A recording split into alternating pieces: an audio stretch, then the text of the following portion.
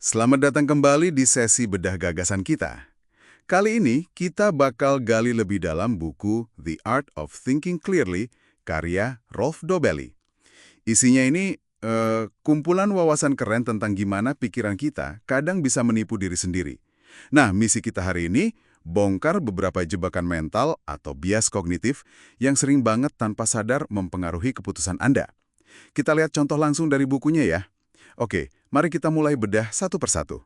Yang pertama nih, bias penyintas atau survivorship bias. Pernah kepikiran nggak, kenapa sih kita seringnya terlalu optimis gitu soal peluang sukses? Ini menarik. Itu karena yang kita lihat biasanya cuma cerita suksesnya aja. Kegagalan itu seringnya ya hilang aja, nggak kelihatan, nggak diceritain. Dobelli kasih contoh bagus soal dunia penulisan. Di balik satu penulis terkenal, itu ada ratusan, mungkin ribuan, yang naskahnya ditolak terus atau bahkan nggak pernah selesai ditulis. Jadi kita cuma kepapar sama yang selamat aja. Oh, jadi maksudnya kita bisa keliru banget menilai peluang sukses ya? Hanya karena fokus kita ke segelintir yang berhasil itu. Betul. Kita jadi abai sama data kegagalan yang jumlahnya mungkin jauh lebih besar kan? Persis, makanya Dobelli menyarankan, ada unik sih, untuk sesekali mengunjungi kuburan ide-ide atau proyek yang gagal, biar perspektif kita lebih seimbang gitu. Masuk akal. Biar nggak terlalu silau sama sukses doang ya. Sama jebakan berikutnya yang dibahas di buku, namanya ilusi tubuh perenang. Ya, swimmer's body illusion. Ini yang soal kita salah kaprah mengira faktor seleksi itu hasil, kan? Kayak kita lihat fisik perenang profesional. Wah, ideal banget. Terus kita mikir, oke, kalau aku renang, pasti badanku kayak gitu. Padahal, mungkin mereka emang dipilih karena udah punya bakat fisik tertentu dari sananya buat renang. Persis, itu intinya. Buku ini juga kasih contoh lain, misalnya reputasi universitas top kayak Harvard. Pertanyaannya gini, apa Harvard yang bikin lulusannya jadi hebat, atau Harvard emang dari awal udah jago banget nyaring calon mahasiswa terbaik? Oh, Nah, ini penting banget buat membedakan antara korelasi, hubungan biasa, sama sebab akibat. Kita sering kan ngejar sesuatu karena hasil yang kelihatan menggiurkan, kayak gaji tinggi lulusan MBA gitu. Tapi kita nggak kritis bertanya, apa benar itu penyebabnya? Jangan-jangan ada faktor lain. Jadi intinya kita mesti tanya kenapa sesuatu terlihat seperti itu ya. Jangan cuma nerima tampilannya aja. Nah, ngomongin soal salah kaprah sebab akibat, ini sering bikin kita jatuh ke jebakan lain pas ambil keputusan. Ini yang namanya kekeliruan biaya terbenam atau sunk cost fallacy. Kenapa sih rasanya berat banget gitu ninggalin sesuatu yang udah kita investasikan banyak waktu atau uang, padahal udah jelas-jelas case-nya nggak bakal berhasil?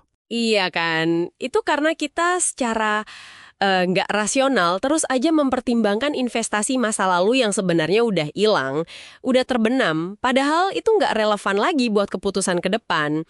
Dobelli kasih contoh klasik, hubungan yang udah nggak sehat, tapi diterusin aja alasannya, udah terlalu lama bareng. Atau proyek bisnis yang udah jelas rugi, tapi diterusin aja alasannya, sayang udah keluar modal banyak. Padahal kalau dipikir logis, keputusan harusnya fokus ke prospek masa depan aja kan? Biaya yang udah keluar, ya udah gitu. Harusnya nggak ngaruh lagi. Betul. Wah, ini emang butuh kesadaran tinggi ya buat lepas dari beban biaya terbenam ini. Supaya keputusan ke depannya lebih jernih. Dan ini sering lali jadi lebih sulit karena ada bias lain lagi yang ikut bermain, yang ini sering disebut induknya bias-bias lain. Namanya bias konfirmasi atau confirmation bias. Ini dia. Kecenderungan kita buat, gimana ya, secara nggak sadar, nyari, menafsirkan, bahkan cuma nginget informasi yang cocok aja sama keyakinan kita yang udah ada. Kayak pakai kacamata kuda gitu ya. Bisa dibilang gitu? Dobelli kasih contoh bagus di buku. Orang yang udah yakin manusia itu pada dasarnya baik, atau sebaliknya, manusia itu jahat. Mereka tuh bakal selalu nemu bukti harian buat mendukung pandangannya itu. Sementara bukti yang sebaliknya, ya, diabaikan aja, seringkali tanpa sadar. Bahayanya apa? Ya ini bikin kita jadi resisten banget sama informasi baru yang mungkin beda atau menantang pandangan kita. Kita jadi kayak terkurung di gelembung keyakinan kita sendiri.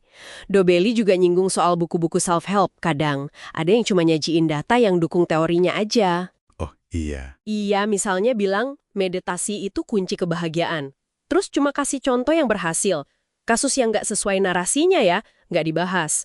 Ini jelas menghalangi kita lihat gambaran yang utuh, yang objektif. Oke, jadi kita udah bahas 4 jebakan nih. Fokus ke sukses semu ala bias penyintas, terus salah kaprah soal sebab akibat di ilusi tubuh perenang, lalu terikat sama masa lalu di kekeliruan biaya terbenam, dan terakhir, cuma nyari pembenaran di bias konfirmasi. Semua ini nunjukin ya, kalau pikiran kita itu punya jalan pintas yang nggak selalu logis. Mengenali ini semua adalah langkah awal yang penting banget buat Anda, biar nggak gampang kejebak. Ini bukan soal menyalahkan, tapi lebih ke ningkatin kesadaran aja. Betul sekali. Dan sebagai penutup, mungkin ada satu konsep lagi dari Dobelli yang relevan banget sebagai semacam penangkal parsial buat bias-bias ini. Konsepnya namanya lingkaran kompetensi atau circle of competence. Ini ide yang dipopulerkan oleh Warren Buffett sama Charlie Munger juga. Lingkaran kompetensi, gimana tuh? Intinya, penting banget buat Anda untuk bisa jujur sama diri sendiri. Tahu benar apa aja sih yang Anda pahami dengan baik, area keahlian Anda. Dan yang sama pentingnya, mengakui di mana batas pengetahuan Anda. Jadi tahu apa yang Anda tidak tahu. Menarik. Kalau kita sadar area mana aja yang kita nggak kuasai, kita cenderung jadi lebih hati-hati kan? Nggak gampang overconfident, nggak gampang kena bias konfirmasi di area itu. Jadi mungkin pertanyaan reflektif buat Anda di rumah, coba berpikirin, apa aja sih isi lingkaran kompetensi Anda saat ini? Dan seberapa jelas Anda bisa melihat batas-batasnya? Ini bisa jadi pertahanan yang kuat loh.